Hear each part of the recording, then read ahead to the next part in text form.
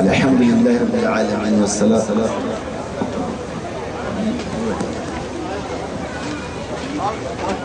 الحمد لله رب العالمين والصلاة والسلام على سيد المرسلين أما بعد فأعوذ بالله من الشيطان الرجيم بسم الله الرحمن الرحيم وهي الصلاة والسلام عليك يا رسول الله وعلى آلك وصحابك يا حبيب الله الصلاة والسلام عليك يا نبي الله وعلى آلك وصحابك يا نور الله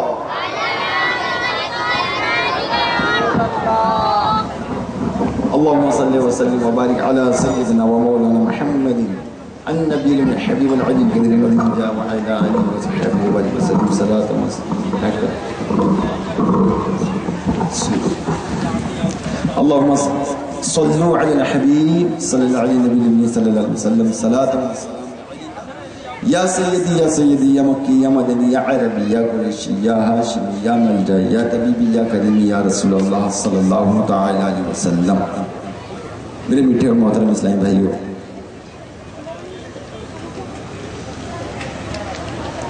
یہ بیان کا ایک ایک حرف لکھا ہے اور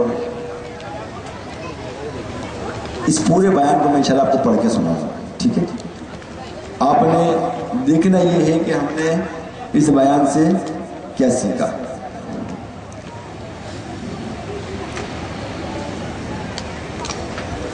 پیارے پیارے اسلام بھائیوں، درود پاک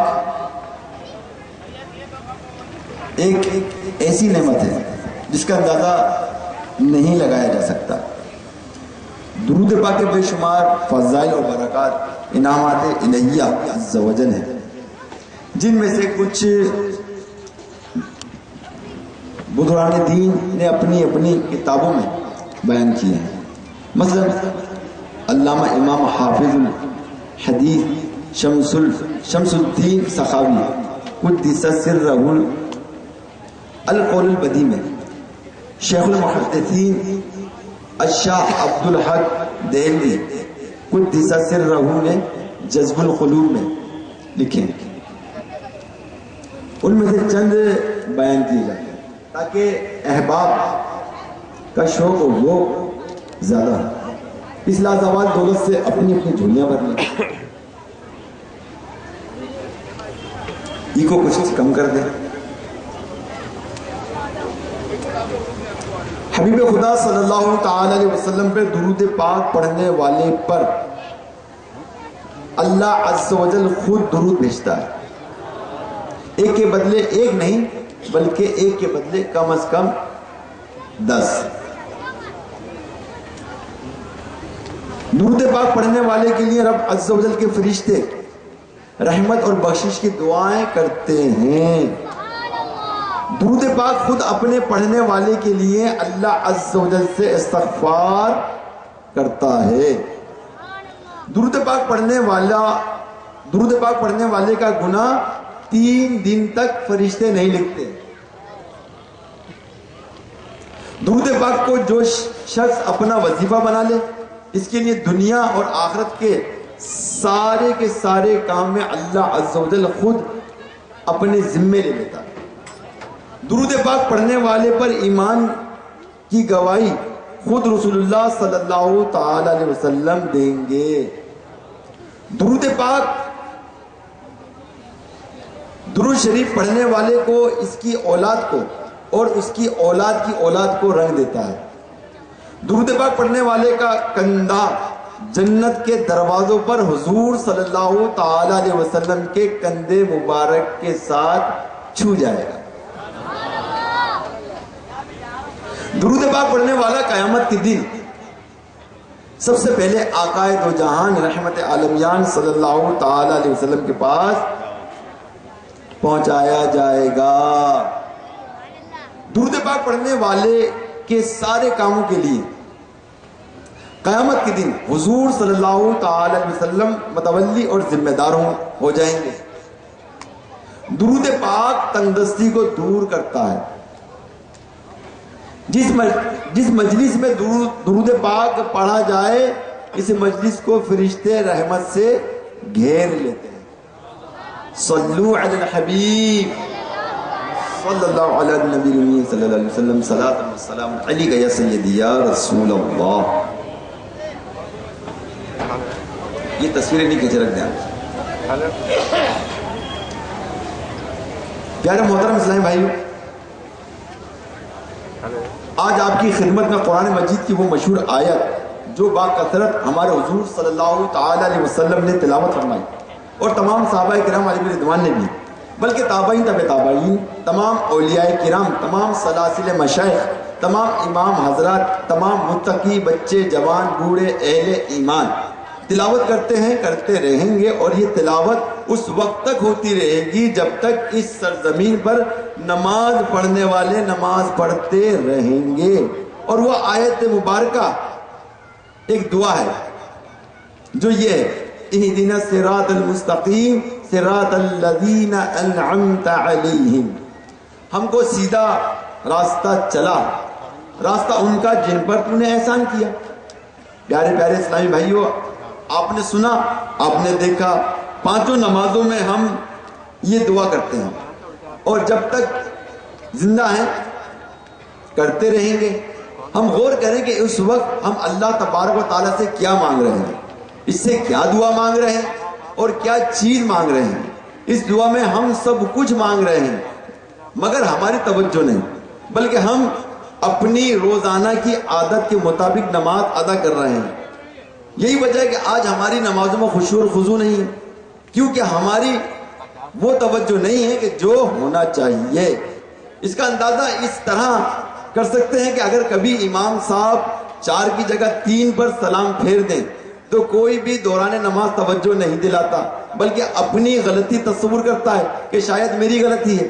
اور جب آپس میں گفتگو ہوتی ہے کہ 3 پڑھی ہیں تو پھر سب کہنے لگ جاتے ہیں کہ 3 پڑھی ہیں. دیکھا، یہ ہے ہماری توجہ. اس کے برعکس اگر سوال کیا جائے بھائی صاحب آپ نے ناشتے میں اور دوپہر میں کیا کھایا تھا تو کیا خیال ہے؟ فوراً بتا دیں گے. پیارے اسلامی بھائیوں، اس آیت مبارکہ میں ہمیں یہ درس دیا جا رہا ہے کہ دعا مانگو کہ خدا عز و جل سے ہم کو سیدھا راستہ چلا. وہ ان کا راستہ ہے کہ جن پر تو نے احسان فرمایا، انعامات کرامات عطا فرمائے.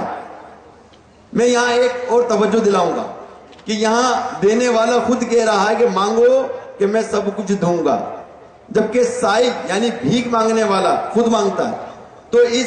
تو جس پر کوئی دیتا ہے تو کوئی نہیں دیتا، تو کوئی روٹی دے دیتا ہے، تو کوئی پیسے دے دیتا ہے، کوئی سالن دے دیتا ہے، تو کوئی کپڑا دے دیتا ہے، تو کوئی معافی مانگ لیتا ہے. جبکہ بادشاہ خود کہے کہ عام و خاص کو کہ میرے خزانے میں کمی نہیں ہے، مانگ، جو کچھ تو چاہے گا تجھے عطا کیا جائے گا، منہ مانگی پائے گا. جبکہ بادشاہ جانتا ہے کیا دینا اس کے حق میں مفید ہے اور وہ مفید کی طرف اشارہ فرما رہا ہے. وہ بادشاہوں کو بادشاہ جو ارحم الراحمین ہے، جو احکم الحاکمین ہے، جو رب العالمین ہے، اور فرما رہا ہے مانگو مانگو، میں چاہتا ہوں تمہیں دوں، تمہیں وہ دوں جو تم چاہتے ہو اور وہ بھی دوں جو میں چاہتا ہوں. جن پر میں نے احسان کیا، انعامات کرامات دی، وہ دوں، مگر سیدھا سیدھے راستے پر چلنے پر. اہدنا الصراط المستقیم صراط الذین انعمت علیہم، کہ ہم کو سیدھا راستہ چلا، راستہ ان کا کہ جن پر تو نے احسان کیا. سیدھا راستہ دین اسلام ہے، اور دین اسلام پیارے مصطفیٰ صلی اللہ تعالی علیہ وسلم کی سنت کی پیروی کا نام ہے. بعد میں اس کی تصریح کر دی گئی، یعنی واضح کر دیا گیا کہ وہ راستہ وہی ہے کہ جس پر منعم علیہم، یعنی جن پر اللہ تعالیٰ نے انعام فرمایا چلے ہیں. اور سب سے زیادہ اللہ عز و جل نے جس پر انعام فرمایا وہ ہمارے حضور صلی اللہ تعالی علیہ وسلم ہی ہیں. تو رب عز و جل نے مسلمانوں کو درس دیا کہ تم یہ دعا مانگا کرو کہ خداوند کریم ہم کو اپنے محبوب صلی اللہ تعالی علیہ وسلم کی قدم با قدم چلنے کی توفیق عطا فرمائے اور اسی پر قائم رکھ اور اسی پر خاتمہ نصیب فرما۔ رسول اللہ صلی اللہ تعالی علیہ وسلم پر اللہ عز و جل کے ان گنت انعامات ہیں، اور انہی کے صدقے ان کی امت کو سیدھے راستے چلنے پر انعامات کرامات دیے گئے، جیسا کہ شیخ الحدیث حضرت علامہ عبد المصطفیٰ اعظمی رحمۃ اللہ تعالی علیہ جنتی زیور صفحہ نمبر 206 پر فرماتے ہیں کہ اولیاء کرام حضور صلی اللہ تعالی علیہ وسلم کے سچے نائب ہیں۔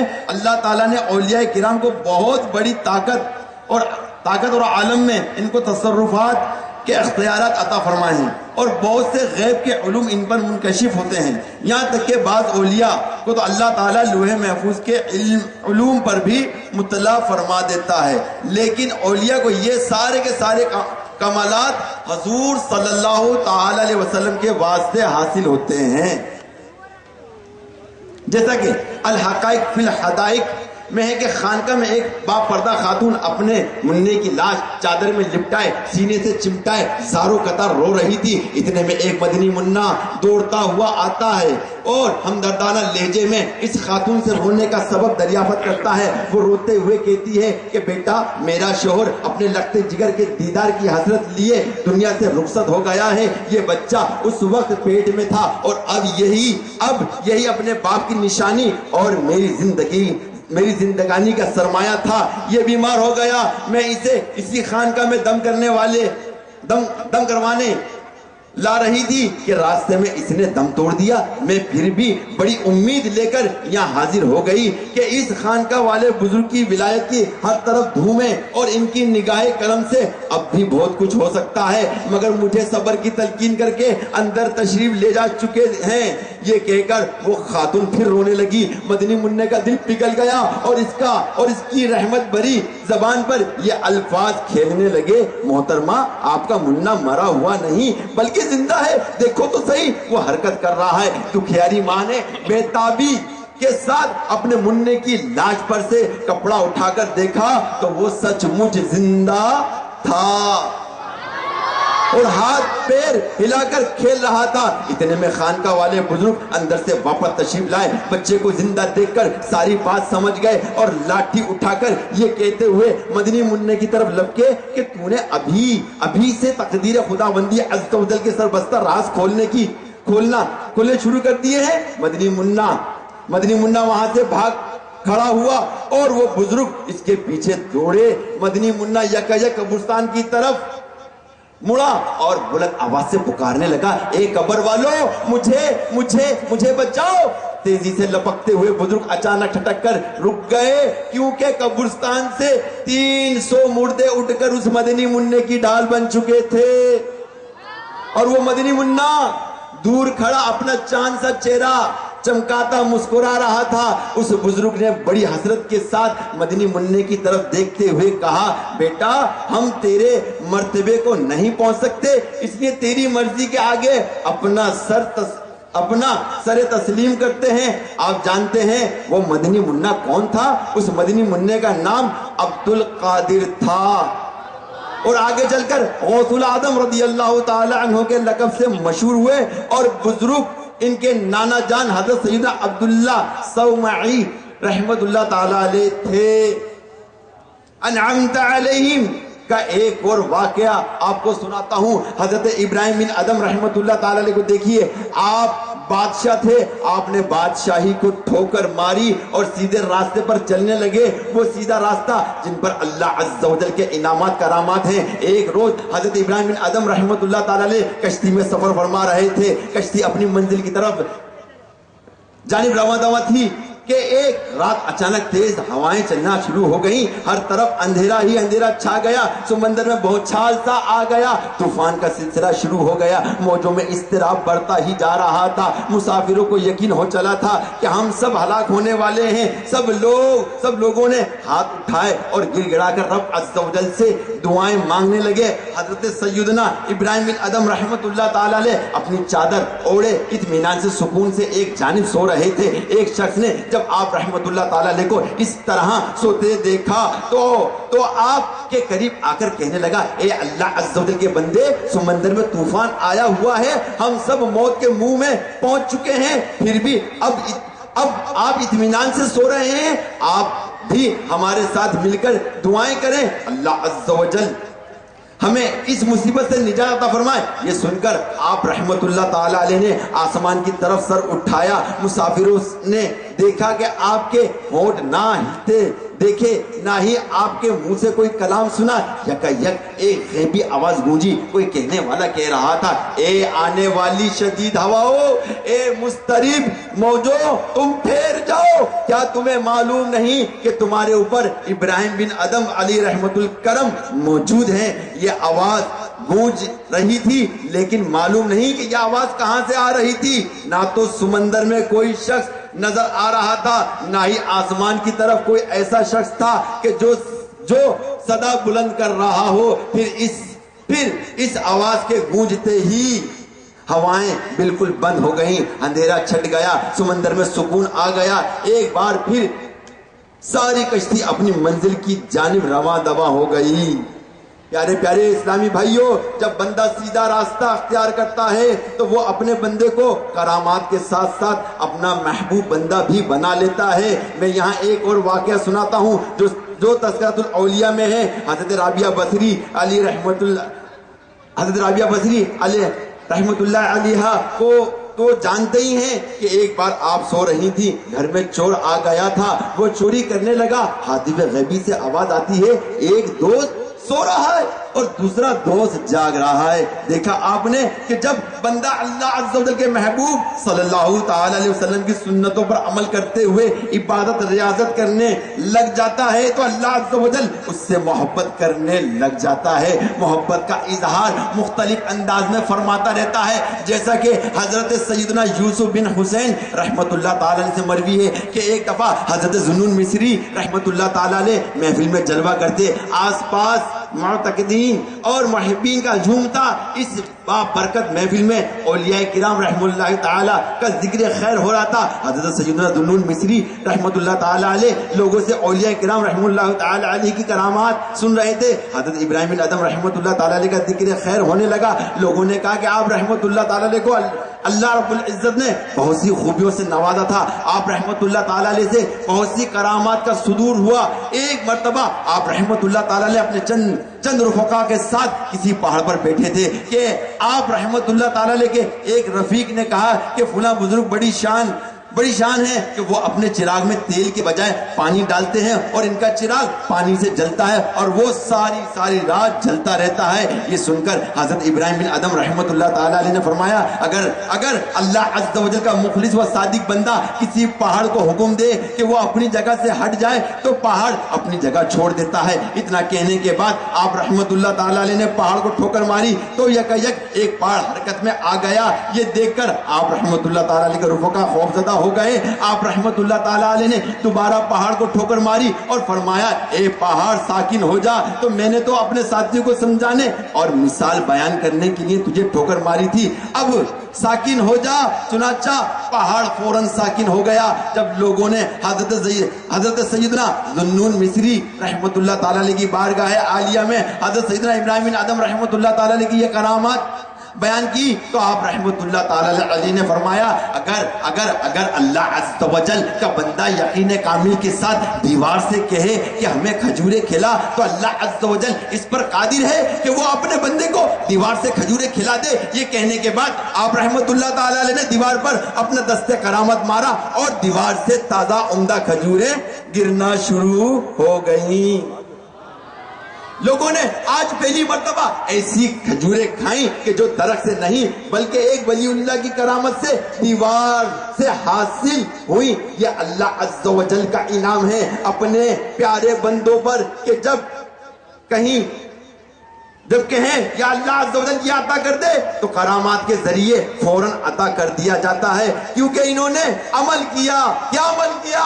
اہدنا الصراط المستقیم صراط الذین انعمت علیہم پر۔ پیارے اور محترم اسلامی بھائیوں، ہمارے اسلام نے صراط مستقیم پر چل کر رحمتیں، برکتیں، نعمتیں، عنایتیں، شفقتیں، محبتیں، معرفتیں حاصل کر کے اپنی زندگی کو حسین تر حسین بنا لیا اور ہمیں سبق دیا تم بھی بنا لو۔ یاد رکھو، جب تک ہم خود کو تبدیل نہیں کریں گے اس وقت تک ہم سنور نہیں سکتے۔ جیسا کہ اللہ تبارک و تعالیٰ قرآن مجید میں ارشاد فرماتا ہے کہ بے شک اللہ عز و جل کسی قوم سے اپنی نعمت نہیں بدلتا جب تک کہ وہ خود اپنی حالت نہ بدل دیں۔ اچھی نیتیں کرنا اچھے اعمال کے لیے بہت ہی ضروری ہیں۔ بارگاہ الہی عز و جل میں دعاؤں کا دامن بچھا کر رکھیں اور دنیا و آخرت میں انعامات الہیہ حاصل کرنے کے لیے اپنی کوششوں کو تیز کر دیں۔ اللہ عز و جل ارشاد فرماتا ہے اور جنہوں نے ہماری راہ میں کوششیں کی ضرور ہم انہیں اپنے راستے دکھا دیں گے۔ حضرت ابن عباس رضی اللہ تعالی عنہما نے فرمایا کہ معنی یہ ہے کہ جنہوں نے ہماری راہ میں کوششیں کی ہم انہیں ثواب کی راہ دیں گے۔ حضرت جنید بغدادی رحمت اللہ تعالی علیہ نے فرمایا کہ جو توبہ میں کوشش کریں گے انہیں اخلاص کی راہ دیں گے۔ حضرت فضیل بن عیاض رحمت اللہ تعالی علیہ نے فرمایا کہ جو طالب علم میں کوشش کریں گے انہیں ہم عمل کی راہ دیں گے۔ حضرت سعد بن عبداللہ نے فرمایا کہ جو اقامت السنت یعنی سنت قائم کرنے میں کوشش کریں گے ہم انہیں جنت کی راہ دکھا دیں گے۔ پیارے پیارے اسلامی بھائیوں، اگر کفار بھی رائے حق کو تلاش کرے تو میرا رب عز و جل انہیں بھی ایمان کی دولت سے مالا مال فرما دیتا ہے۔ جیسا کہ فرانس کی مشہور مقبول گلوکارہ جس کا ہر گانا دھوم مچاتا تھا، یورپ کے تمام ممالک میں اس کی شہرت تھی، جو دیام سن کے نام سے پہچانی جاتی تھی، وہ 3 سال قبل گلوکاری کے میدان سے غائب ہو گئی تھی۔ پھر اچانک حجاب میں نمودار ہوئی، اس کو یورپین پہچان نہ سکے۔ دیام سن کی سٹوری العربیہ.net پر تفصیل سے موجود ہے۔ دیام سن اپنی روداد قلبی کچھ اس طرح بیان کرتی ہے کہ اپنی گلوکاری کے آخری دنوں میں وہ بہت اداس اور مایوس اور پریشان رہا کرتی تھی۔ غم غلط کرنے کے لیے ہر وقت منشیات کا سہارا لیا کرتی تھی، زندگی سے بیزار تھی۔ اسی دوران پیرس میں ایک مسلم خاتون سے ملاقات ہونے لگی۔ ایک مرتبہ مسلم خاتون دیام سن محو گفتگو تھی اور نماز کا وقت ہو چکا تھا۔ مسلمان خاتون نے اچانک کہا کہ نماز کا وقت ہو گیا ہے، میں نماز پڑھنے سینٹر جا رہی ہوں۔ دیام سن نے اصرار کیا، میں بھی تمہارے ساتھ چلوں گی اور دیکھوں گی کہ نماز کیا ہوتی ہے اور کیسے ادا کی جاتی ہے۔ مسلم خاتون نماز کے لیے کھڑی ہوئی تو وہ بھی نماز پڑھنے کھڑی ہو گئی۔ پھر کیا تھا، کفر کی سیاہی دور ہونا شروع ہو گئی۔ قیام کی لذت حاصل کر کے جب رکوع اور سجود میں گئی تو دل کی دنیا تبدیل ہو چکی تھی۔ اتنا سکون ملا کہ اس سے پہلے کبھی نہیں ملا تھا۔ اس کے بعد وہ مارشس چلی گئی جہاں اس نے قرآن اور اسلام کی کتابوں کا مطالعہ کیا۔ اسلام کی شمع قلب میں تو پہلے ہی روشن ہو چکی تھی، اب باقاعدہ کلمہ پڑھ کر مسلمان ہو گئی۔ دیکھا پیارے اور محترم اسلامی بھائیوں، نماز کی برکت سے دیام سن مسلمان ہو گئی، بلکہ یوں کہا جائے کہ صراط مستقیم کی دعا مقبول ہو گئی، وہ پردہ نشین ہو گئی۔ آج ہماری اسلامی بہنوں کی ایک تعداد بے پردہ ہے۔ سبق حاصل کیجئے، پردہ نشین ہو جائیے، اسی میں فائدہ ہے۔ آئیے ایک اور آپ کو صراط مستقیم کی دعا کا واقعہ سناتا ہوں، اور سنیے کہ یہ اس وقت کی بات ہے جب سلطنت مغلیہ ختم ہو چکی تھی۔ سرحد سے لے کر مدراس کے ساحل تک سارا ہند انگریزوں کے اقتدار میں تھا۔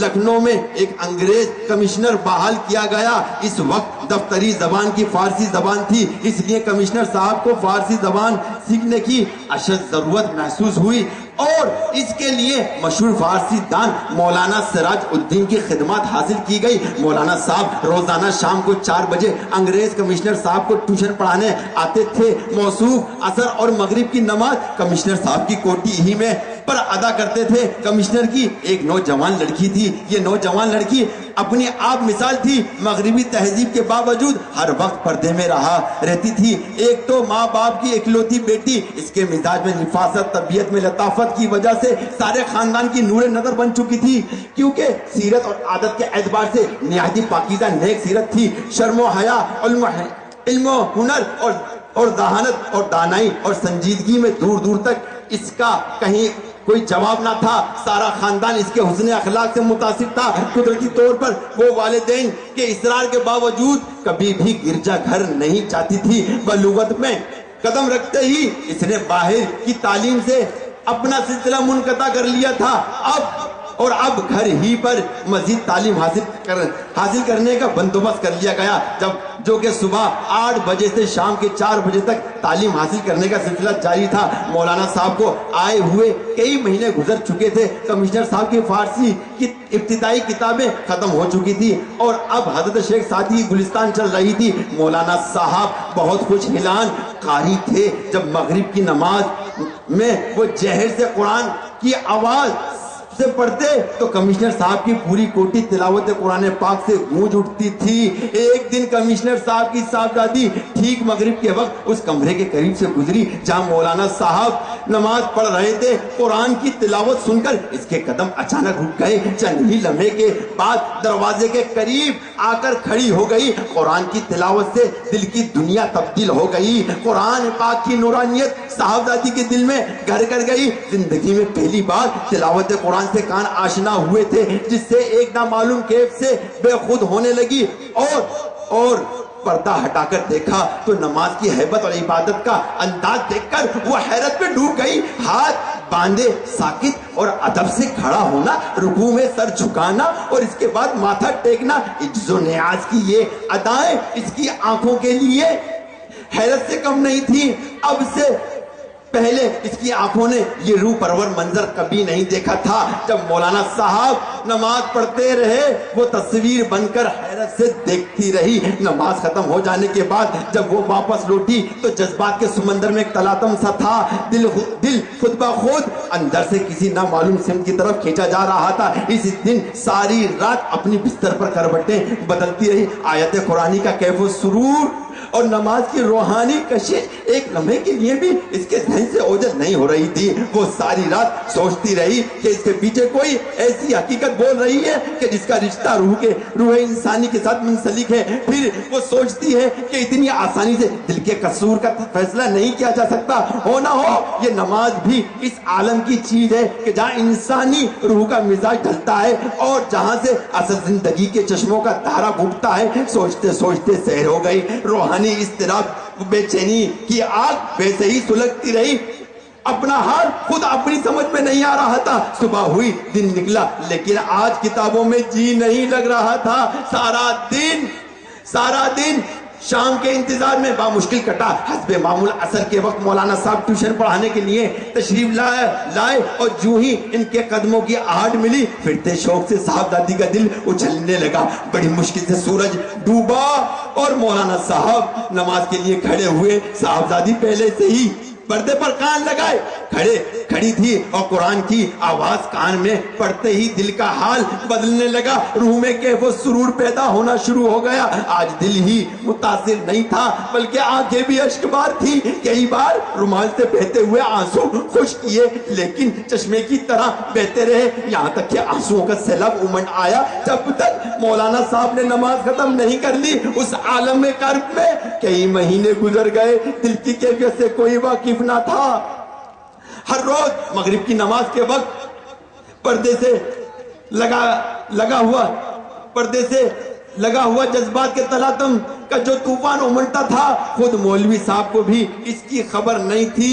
اب کئی مہینے کے عرصے کے بعد مسیح گھرانے کی دوشیزہ نامعلوم طور پر اسلام سے بہت قریب ہو گئی تھی. نماز اور قرآن کے عشق نے اب اسے اس راستے پر لا کھڑا کر دیا کہ دل اس رسول اکرم شہنشاہ بنی آدم صلی اللہ تعالی علیہ وسلم کی غائبانہ عقیدت سے سرشار ہوتا جا رہا تھا. اور جس نے دنیا میں قرآن اور نماز جیسی نعمت لازوال سے آشنا کیا اکثر رات کی تنہائی میں سوچا کرتی تھی کہ جس رسول اللہ صلی اللہ علیہ وسلم کے لائے ہوئے پیغام میں یہ کشش ہے تو خود رسول پاک صلی اللہ تعالی علیہ وسلم میں کتنی کشش ہوگی. بلا وجہ عرب کے صحرائے نشین اس پر شیفتہ نہیں تھے, یعنی وہ ایسے ان کے دیوانے نہ تھے. ان کی زیبائی کا یہی جلوہ کیا کم ہے کہ آج اس کے نادیدہ عشاق یعنی بغیر دیکھے عشاق سے ساری دنیا بھر گئی ہے. یقیناً محمد عربی مکی مدنی صلی اللہ تعالی علیہ وسلم کی عظمت اور راستی یہ ایک سراپا حقیقت کا دوسرا نام ہے، یعنی اللہ عز و جل کے نبی کی عظمت اور سچائی ایک مکمل حقیقت ہے۔ صاحبزادی روزانہ صبح کو نئے کپڑے زیب تن کر کے باپ کو آداب کیا کرتی تھی۔ آج باپ کی خوشی کا سب سے بڑا دن تھا، کیونکہ بیٹی نے کبھی والد صاحب سے کوئی فرمائش نہیں کی تھی اور یہ چاہتا تھا کہ میری بیٹی مجھ سے کچھ فرمائش کرے۔ آج وہ بڑی سج دھج سے آداب کرنے آئی تھی۔ آداب سے فارغ ہو کر مچلتے ہوئے کہا کہ فادر ایک درخواست پیش کروں، قبول فرمائیں گے؟ بیٹی کے ان الفاظ پر باپ کی روح جھوم اٹھی، شفقت باپ کا جذبہ پھوٹ پڑا، پھرتے محبت میں بے قابو ہو کر جواب دیا، میرے لختے جگر ساری زندگی یہ آرزو ہی رہی کہ دوسرے بچوں کی طرح تم بھی کچھ فرمائش کرو اور میں اسے پوری کر کے تمہاری مسکراہٹوں اور مسرتوں کو تمہارے چہرے پر دیکھوں، لیکن نہ جانے تمہاری طبیعت کیسی ہے کہ یہ آرزو تشنا ہی رہی۔ اب جبکہ زندگی میں پہلی بار اپنے ارمان کا اظہار کے لیے تمہاری زبان کھلی ہے تو کیا اب یہ بھی پوچھنے کی ضرورت ہے کہ میں اسے قبول کروں گا یا نہیں کروں گا؟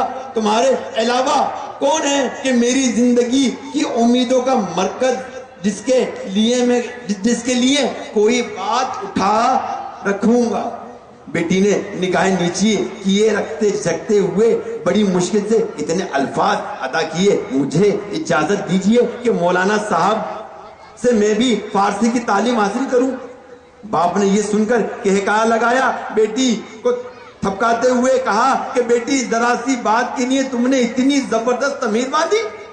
میرا تو گمان تھا کہ کوئی بہت اہم فرمائش کرنے والی ہو۔ تمہیں اجازت ہی نہیں بلکہ تحسین آفرین بھی ہے کہ تمہارے اندر حصول علم کا شوق بھی جاگ اٹھا۔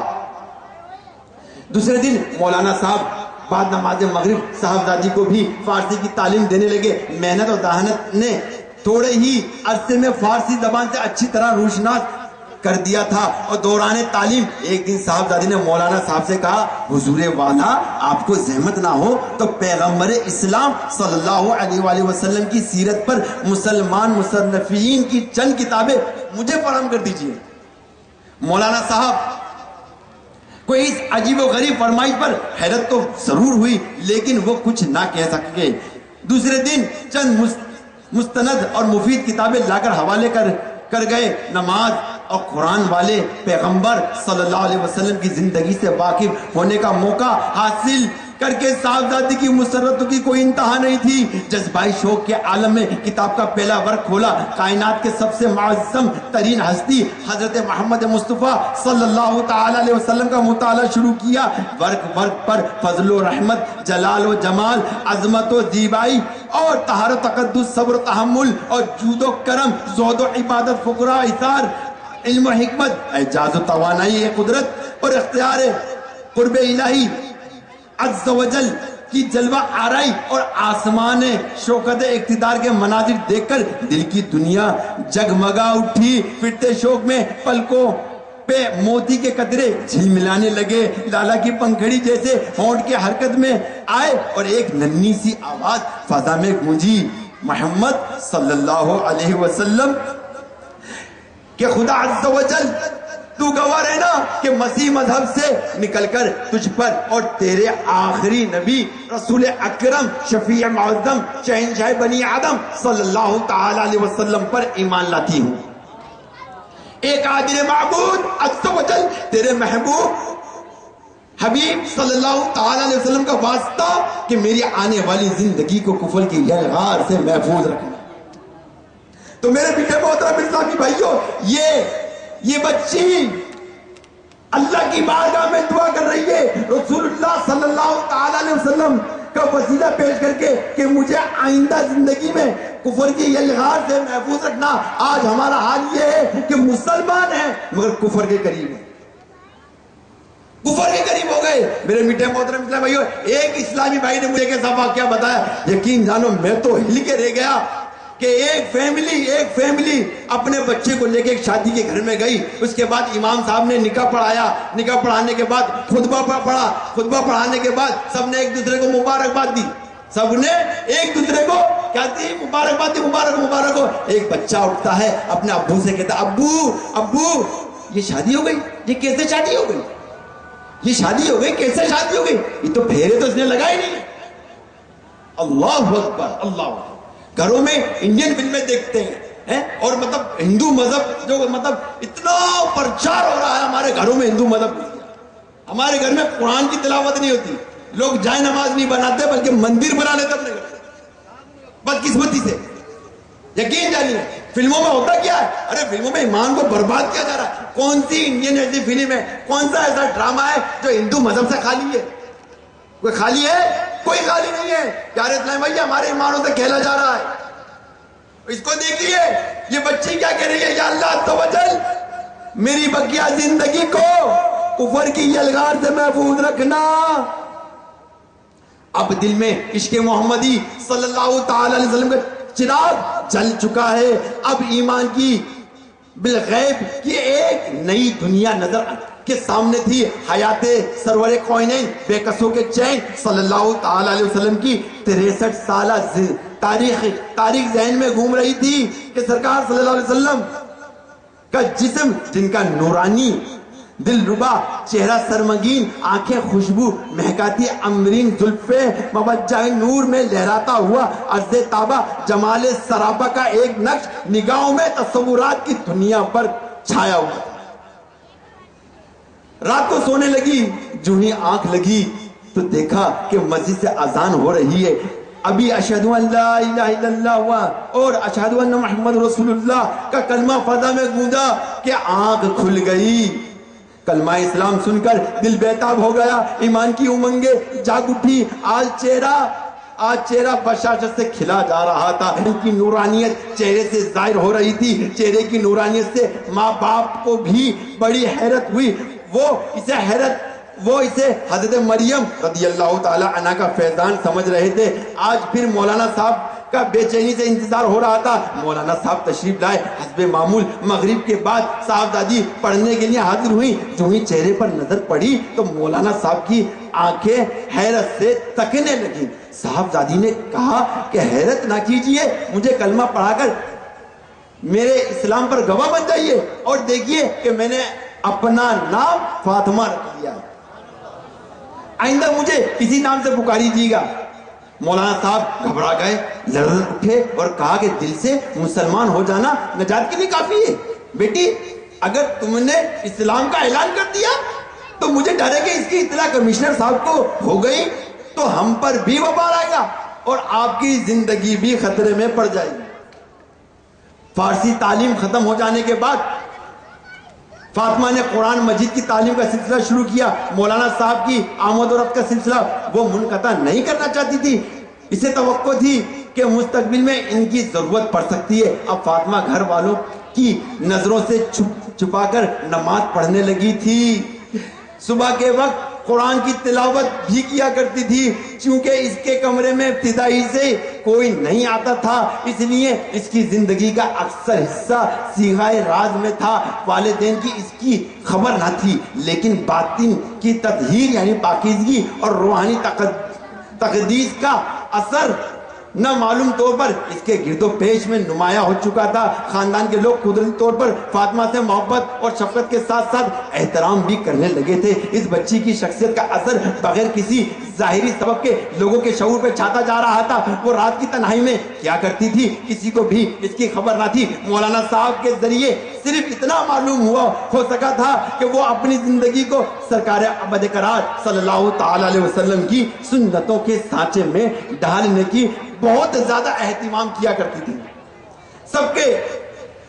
سب کے سونے کے بعد اپنا کمرہ بند کر کے عشاء کی نماز پڑھتی, اس کے بعد سو جاتی, پھر تہجد کے لیے اٹھتی اور تادم سحر گریہ و زاری و مناجات و تسبیح و تحلیل و درود و سلام میں مشغول رہتی. اس کے دل کا آئینہ اتنا شفاف ہو گیا تھا کہ عالم غیب کے انوار و اسرار وہ کھلی آنکھوں سے تماشا دیکھا کرتی تھی. اب آہستہ آہستہ اس کی زندگی دیگر مشاغل سے دور ہونے لگی. گھنٹوں وہ کھوئی سی رہنے لگی. اس کی روح کی لطافت اتنی بڑھ گئی تھی کہ کئی دن بغیر کسی ذوق و نکاحت کے وہ روزے میں گزار دیتی تھی۔ ایک دن مولانا صاحب جب شام کے وقت پڑھانے آئے تو انہیں معلوم ہوا کہ صاحبزادی آج کچھ علیل ہیں، اس لیے وہ نہیں پڑھیں گی۔ جو ہی وہ واپس جانا چاہتے تھے کہ آیا نے اطلاع دی، صاحبزادی نے اپنے حجرہ خاص میں آپ کو بلا رہی ہیں۔ مولانا صاحب ہمت کر کے کمرے میں داخل ہوئے، دیکھا تو فاطمہ بستر پر لیٹی تھیں اور قدم کی آڑ پاتے ہی اٹھ کر بیٹھ گئی اور نہایت ہی سرگوشی کے ساتھ مولانا صاحب سے کہا، آپ کے احسانات سے میری گردن ہمیشہ بوجھل رہے گی، آپ کی وجہ سے مجھے ایمان کی دولت نصیب ہوئی ہے اور حبیب خدا صلی اللہ تعالی علیہ وسلم کی دولت عشق سے میری روح اور کیف و سرور کے ایک نئے عالم میں داخل ہوئی ہے۔ اب میں روحانی قرب کی منزل میں ہوں جہاں ایک لمحے کے لیے بھی میرے میٹھے میٹھے مصطفیٰ صلی اللہ تعالی علیہ وسلم میری آنکھوں سے اوجھل نہیں ہوتے۔ میری حالت کے آثار یہ شہادت دے رہے ہیں کہ اب میں زندگی کے آخری لمحے سے گزر رہی ہوں۔ عالم قدس کا پیامی یعنی ملک الموت جلد ہی آنے والے ہیں۔ میں بھی اس کی منتظر آنکھوں سے راہ دیکھ رہی ہوں۔ تخت سفر باندھ کر میں نے اپنی تیاریاں مکمل کر لی ہیں۔ اپنے انجام کی کامیابی پر دل اتنا مطمئن ہے کہ مسکراتے ہوئے اجل یعنی موت کو خیر مقدم کروں گی۔ صرف ایک آرزو ہے کہ جس کے لیے میں نے آپ کو اس وقت زحمت دی ہے، اگر بعد مرگ انتقال کے کہ میری وصیت پوری کرنے کا یقین دلائے تو عرض کروں۔ اتنا کہتے ہوئے اس کی چمکتی ہوئی آنکھیں آنسوؤں سے بھر گئیں۔ مولانا صاحب بھی اپنے آپ کو سنبھال نہ سکے، وہ بھی اشکبار ہو گئے۔ بھرائی ہوئی آواز میں جواب دیا، اللہ عز و جل سے یہی دعا ہے کہ آپ کی زندگی کا مرتبہ بڑھائے، آپ کی عمر دراز فرمائے، اور اللہ عز و جل کو اگر یہی منظور ہے تو کوئی اسے ٹال نہیں سکتا۔ آپ اپنی آرزو کا برملا اظہار فرمائیے، میں اس کی تعمیر کا آپ کو یقین دلاتا ہوں۔ فاطمہ نے کہا کہ آپ جانتے ہیں کہ میرے قبول اسلام کی خبر گھر والوں کے علم میں نہیں ہے، وہ مجھے عیسائی مذہب کا ہی پیروکار سمجھتے ہیں، جبکہ میں نے گرجا میں قدم تک نہیں رکھا، لیکن وہ اسے میری غیرت حیا سمجھتے ہیں۔ اس سے مجھے یقین ہے کہ وہ میرے مرنے کے بعد میری تجہیز تکفین مسیح مذہب کے مطابق کریں گے اور مسیح قبرستان میں دفن کریں گے، اور میں نہیں چاہتی کہ اپنا اسلام ظاہر کر کے میں آپ کو اور یہاں کے دوسرے مسلمانوں کو آفات کا نشانہ بناؤں۔ اس لیے میری موتبانہ گزارش ہے کہ میرے مرنے کے بعد مجھے عیسائیوں کے قبرستان سے دفن کر دیں گے تو رات کے کسی حصے میں میرا تابوت نکال کر اسلامی طریقے کے مطابق مجھے کسی مسلمان کے قبرستان میں دفن کر دیں، تاکہ اہل ایمان کے جوار میں رہ کر میری روح کو دائمی ہمیشہ کے لیے سکون حاصل ہو۔ مولانا صاحب کے روتے ہوئے وصیت کی تعمیل کا یقین دلایا۔ فاطمہ نے آخری سلام کرتے ہوئے کہا، اب قیامت کے دن فاتح محشر کے لوائے حمد یعنی محشر میں رسول اللہ صلی اللہ تعالی علیہ وسلم کے ہاتھ میں جو جھنڈا ہوگا اس کا نام لوائے حمد ہے، کہ نیچے ہماری ملاقات ہوگی۔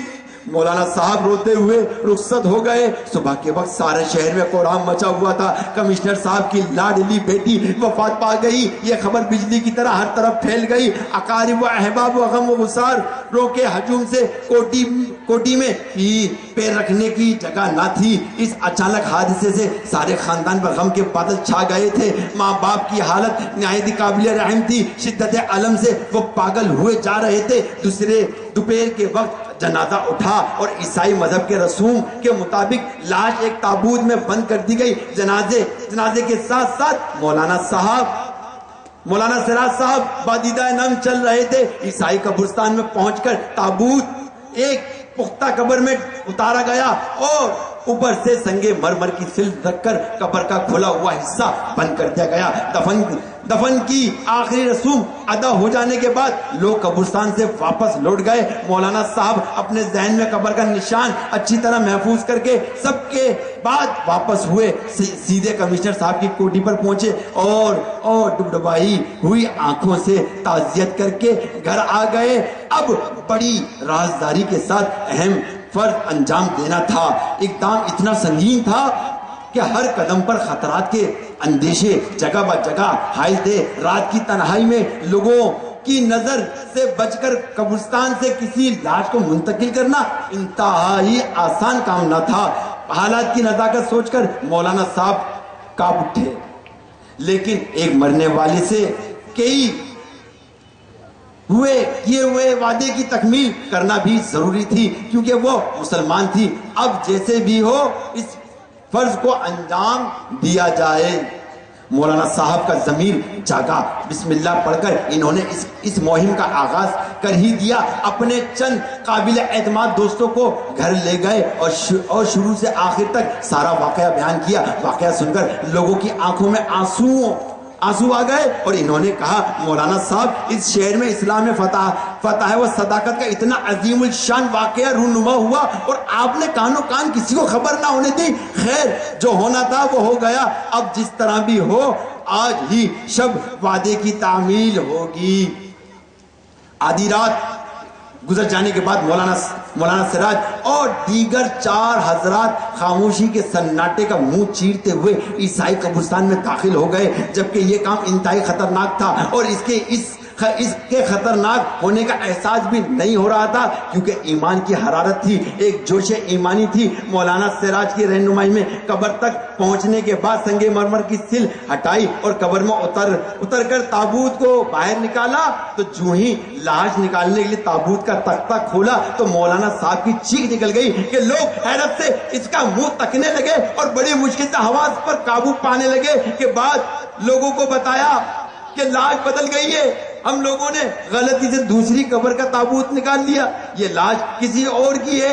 لیکن مولانا سراج نے پھر غور سے دیکھا تو قبر کا نشان وہی تھا اور تمام تر نشانیاں جو پہچان کے لیے تھی وہ سب کی سب موجود تھی۔ صورتحال کی تفتیش کے لیے چاروں آدمی لاش کی طرف بڑھے اور دیکھا تو ان میں سے ایک شخص بے ساختہ چیخ پڑا، اور یہ لاش تو مرزا جی کی ہے، میں انہیں اچھی طرح جانتا ہوں۔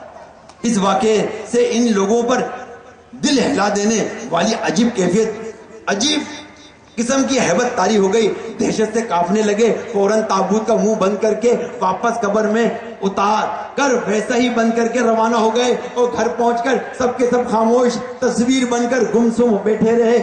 کئی گھنٹے کے بعد جب حوالات بحال ہوئے تو مولانا سراج نے کہا کہ عالم برزخ کے تصرفات ہماری سمجھ سے بالاتر ہیں، مشیت الہی عز و جل کے راز کو سمجھنا ہمارے بس کی بات نہیں ہے، لیکن اتنی بات ضرور سمجھ میں آتی ہے کہ جب کمشنر صاحب کی بیٹی کی قبر میں مرزا جی کی لاش ہے تو یقیناً مرزا جی کی قبر میں ضرور فاطمہ بیٹی کی لاش ہوگی۔ مشورہ وہ بہتر یہ ہے کہ مرزا جی کے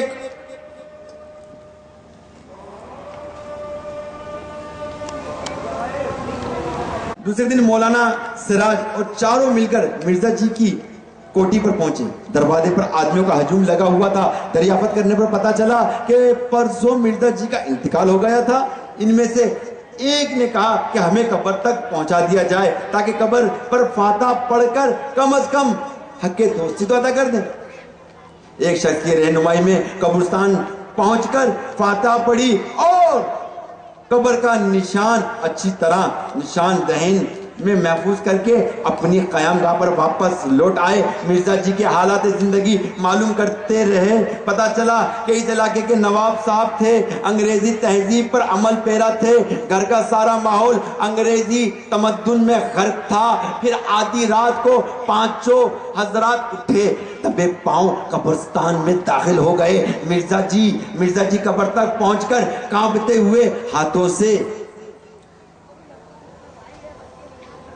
بلکہ داخل ہو گئے اور مولانا جی قبر تک پہنچ کر کانپتے ہوئے ہاتھوں سے قبر کی مٹی ہٹانا شروع کی۔ کافی دیر کے بعد تختہ نظر آیا۔ اب ہمت کر کے 2 شخص قبر میں اترے۔ اب سفید کفن میں لپٹی ہوئی لاش سامنے موجود تھی۔ کافی جد و جہد کے بعد کفن کھولنے کی ہمت جواب دے چکی تھی۔ ہر شخص اپنی جگہ پر سہمک کھڑا تھا۔ کفن کا منہ کھولنے کے بعد کیا نقشہ نظر آتا ہے۔ کافی جرات سے کام لے کر ایک شخص نے چہرے سے کفن کا نقاب الٹ ہی دیا۔ جو ہی چہرے پر نظر پڑی، دہشت سے لوگوں کا خون سوکھ گیا۔ کہ مرزا جی کی لاش کے بجائے قبر میں عربی کی لاش پڑی ہوئی تھی، چہرے سے بھی عربی معلوم دے رہا تھا۔ یہ منظر دیکھ کر لوگ حیرت میں ڈوب گئے، جلدی جلدی کفن کو درست کیا اور تختے لگائے اور مٹی برابر کر کے قبرستان سے باہر نکل آئے۔ قیام گاہ پر پہنچ کر ایک ہولناک سکتے کی کیفیت سب پر طاری تھی۔ قدرت کا یہ عجیب و غریب تماشا سمجھ میں نہیں آ رہا تھا۔ آخر فاطمہ کی لاش کہاں گئی؟ تک ہار کر بیٹھے ہی تھے کہ اچانک نیند آ گئی۔ مولانا